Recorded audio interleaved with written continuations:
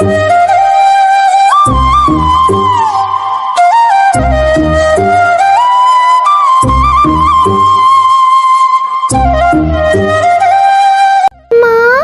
ও মা, আমার বড্ড মিষ্টি খেতে ইচ্ছে করছে মা। কতদিন হলো মিষ্টি খাই না। সেই যে ঝড়ের দিনে তুমি মিষ্টি এনেছিলে বৃষ্টিতে ভিজতে ভিজতে, আর তুমি মিষ্টি আনোনি। কতদিন হলো মিষ্টি খাই না মা। এমন করে বলতে নেই মা, যখন আমাদের সময় হবে নিশ্চয়ই তোমাকে খাওয়াবো। আমাদের এই অভাবের বাড়িতে খাবার জোগাড় করতেই আমাদের পিঠ লেগে যায়। এখন যদি মিষ্টি কিনতে যাই তাহলে তোমার পড়াশোনার খরচ, তোমাদের খাবার দাবার সব কিছু নিয়ে তোমার বাবা একেবারেই হিমশিম খেয়ে যাবে। কষ্ট পেও না ছোট্ট সোনা। না মা, কষ্ট নয়, তবে খুব ইচ্ছে করছিল মা। অনেক দিন হলো মিষ্টি খাই না।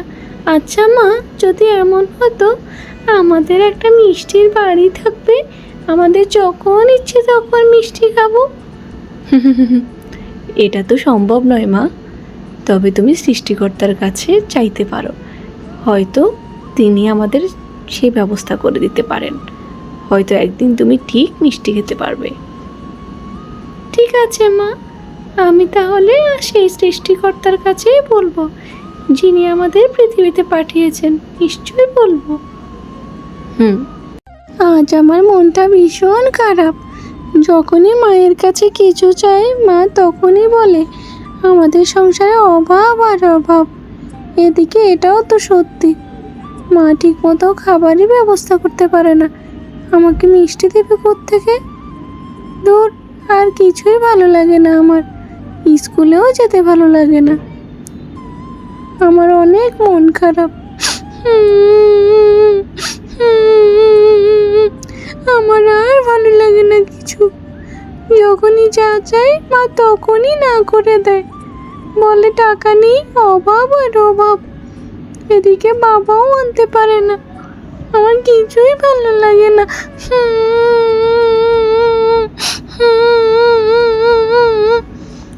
আর কিছুই চাইবো না তাদের কাছে। যখনই চাই তখনই না করে। ভালোই লাগে না আমার।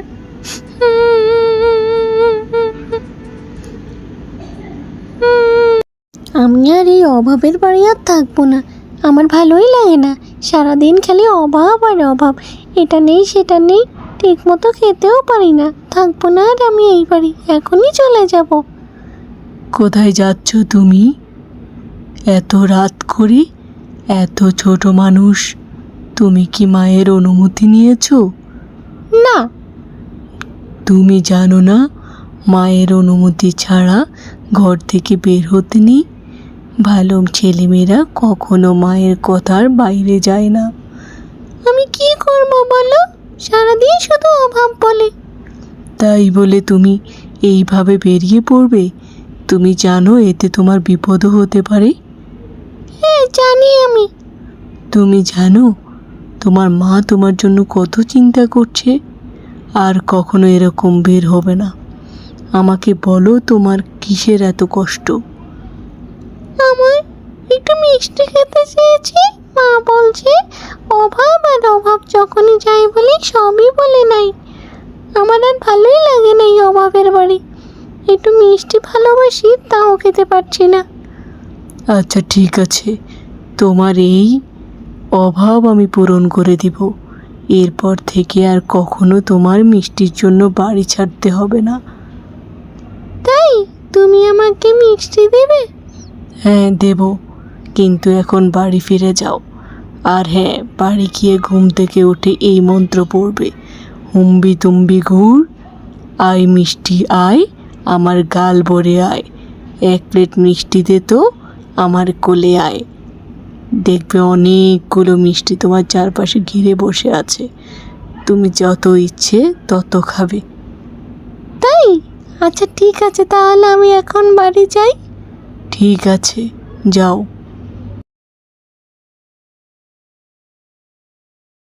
মেয়েটা যে কোথায় গেল, এখন পর্যন্ত এলো না।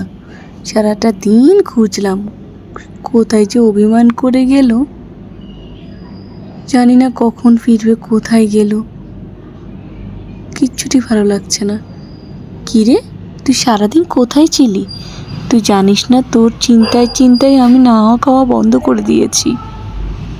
মা, তুমি জানো আমি অভিমান করে বাড়ি চলে গেছিলাম। আমি ভুল করেছি মা, আর কখনো এমন করব না মা। তবে তুমি কি জানো, একটা সুসংবাদ আছে মা। কি সুসংবাদ? মা জানো, আমার সাথে একটা জাদুকরীর দেখা হয়েছে। সে আমাকে একটি মন্ত্র বলেছে, ওই মন্ত্র যদি আমি পড়ি আমি যা চাইবো তাই পাবো মা। তুমি কি জানো, কাল সকালবেলা আমি যত মিষ্টি খেতে চাইবো তত মিষ্টি পাবো মা। তাই কি এমন জাদুকরী মন্ত্র বল দেখিনি? সে তোমার কাল সকালেই শুনতে পাবে তুমি।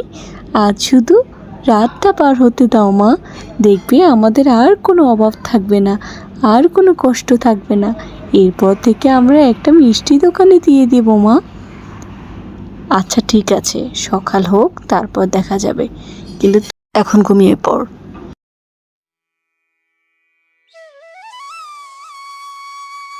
দেখেছ মা, আমি জাদুর সেই কথাগুলো বলতেই কত বড় মিষ্টির হাড়ি এলো।